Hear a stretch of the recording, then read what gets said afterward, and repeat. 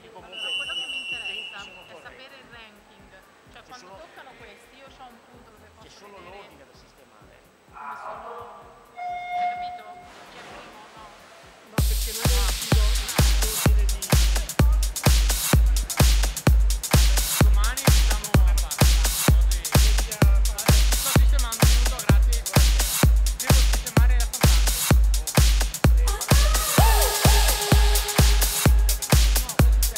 Perché? Non lo so. Prima andava, no?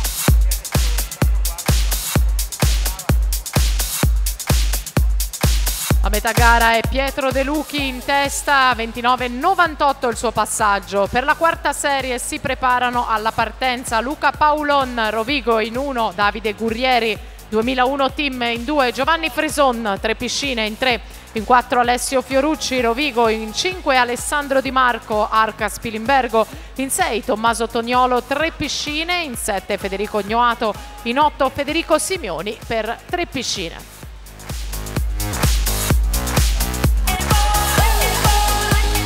La vasca di ritorno è più veloce per Alberto Salvaro, 1:02,94 per lui davanti a De Luchi, 1:03,87, quindi Alberto Salvaro va al comando della classifica provvisoria.